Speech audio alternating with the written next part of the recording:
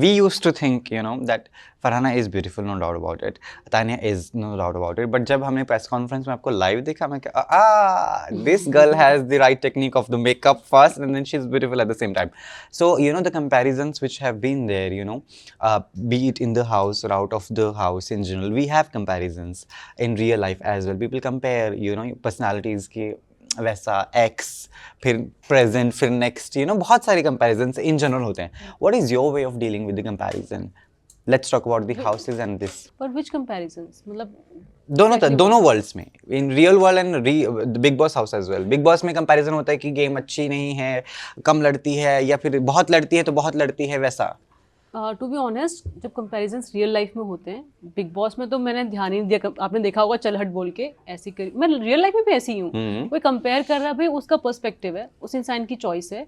आपको जो पसंद है आप पसंद कर सकते हो. अगर जनता को इनमें से टॉप 5 में पसंद है, वो उनकी चॉइस है.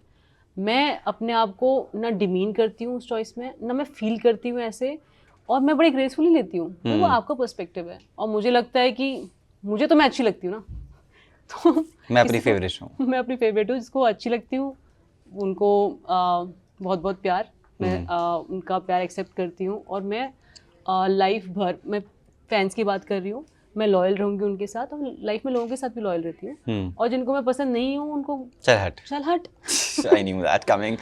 But Malti, you know, अभी ज़िंदगी फिर से शुरू हुई है, where you'll be getting back to work, you'll be maybe working on scripts. What is all in the bucket list? Let's talk about that first and then go back to the main things.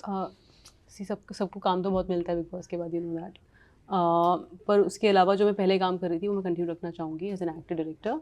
उसके अलावा जो भी अगर नए shows आते हैं on my वे, वो भी मैं कंसिडर करूँगी, एवेलुएट करूँगी क्या है क्या नहीं है. 1-2 लाइनअप भी हैं, बट वो मैं भी बोल नहीं सकती. Talking about traitors, Khatron. Talking about in which way, I would like to do Khatron Ke Khiladi. I think that's my kind of show.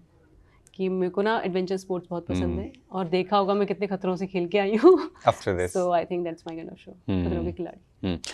Amal has been very neglecting in general the whole house. I will rather say that, है ना. सबने ही बड़ा neglecting behavior रखा है कि, and फिर भी सबसे लड़ते लड़ाते बड़े बड़े स्ट्रॉन्ग प्लेयर्स को हराते हराते आप जो है टॉप 6 तक रही, which is wonderful, no doubt about.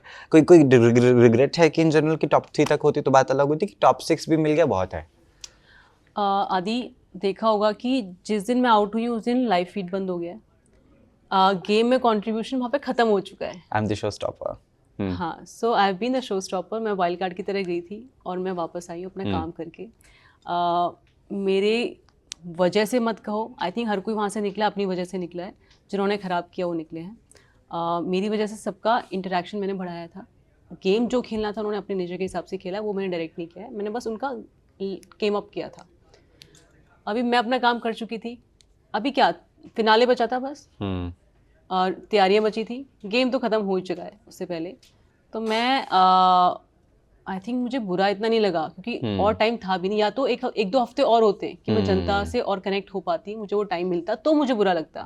अब तो बस फिनाले की रिहर्सल्स बाकी थी, उनको मुबारक.